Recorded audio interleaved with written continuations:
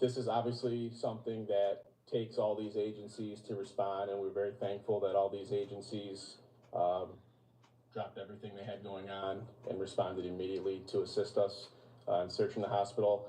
We have multiple coordinated search teams calling out and clearing floor by floor at a time, every room at a time. It's a very large operation. Obviously, this is a massive hospital that we have here in our city. Again, it takes everyone that did respond. We have agencies from all over the surrounding area, to include some federal agencies that also responded. Although you're not sharing the suspect description, do you have a clear idea of who you're looking for? And as far as lockdowns in schools, daycare centers, et cetera, where does all that stand to? Yes, so the hospital is still in lockdown, but we're coming to a close here on being able to be confident that the hospital is clear. As well as at that point, I think we will be releasing, soft lockdowns on the local schools and daycare, but we will notify them when that does take place. We want to make sure that that is the best information we have before we release those lockdowns at both the hospital and the local schools and daycare. As far as the suspect, the victim was able to identify the suspect, so that's how we're able to narrow that down. Was this like an ambush? Did he surprise him in the parking lot? Did they fight in the parking lot and then shots rang out? What led up to it? Not exactly sure what led up to that. That's still being investigated and looked into, and I hope to be able to provide that information to you a little bit later. I think you were providing a lot of suspect and victim information. Who was the 25-year-old man that you? The 25-year-old male from Troy is the victim in this incident. And he is going to be okay? He is in stable condition. The shooter is a male as well? Pardon me? Suspect is a male as well, did you say? The suspect is also a male. I'm not going to release any further information than that, but the suspect is not in custody, like I mentioned. A lot going around on social media about the fact that both of these individuals were in scrubs. Can you confirm that? I don't have that information. Do you know what capacity they were employees? Were they doctors, nurses, custodial staff, security? I also don't have that information. I'm not sure what exactly their employment capacity was at the hospital. What about for how long have they been employed at the hospital? That I don't know either. I'm sorry. Was the handgun left at the scene, or did they take it away?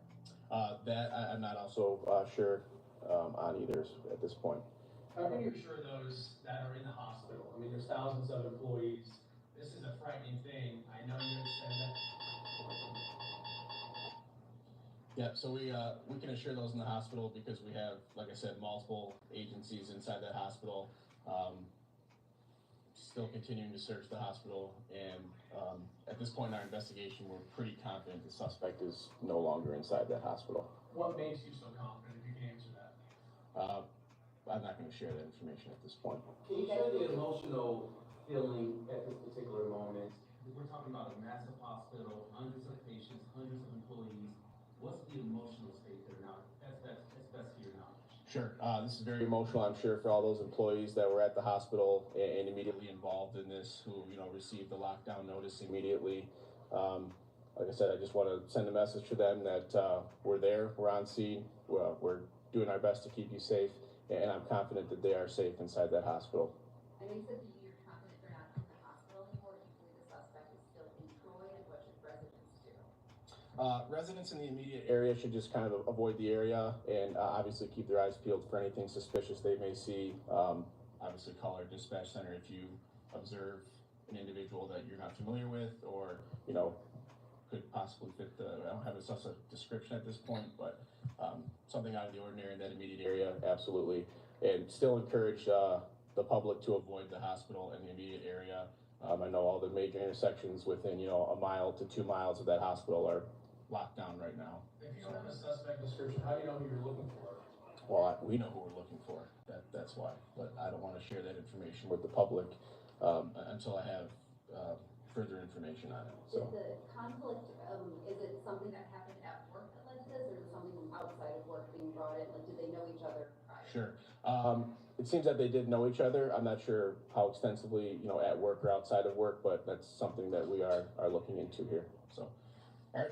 I think that's all the information we have to share at this point. So like I said, I don't have an exact time of when further information will be shared later in the day, but I would keep an eye on our Twitter, and I'll share that information on there when it's available. Also, sir, we've done many stories about folks posting on social media when they see something, when they hear something, they tend to post it themselves. How important is it for folks to call you guys right now? Yeah, that's a good idea. I would say call us before you intervene yourself. And for those who are posting information that they think they know something on social media, I would probably stay away from that because you're potentially providing bad information to the public, and we don't want to send people into any kind of panic. So thank you very much. Appreciate it. Are there video cameras in that garage?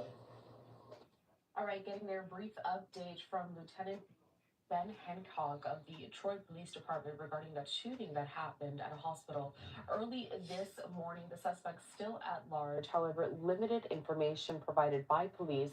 It is still a developing story. Let's head back to our partners at Fox 2 in Detroit. They're checking in with reporters.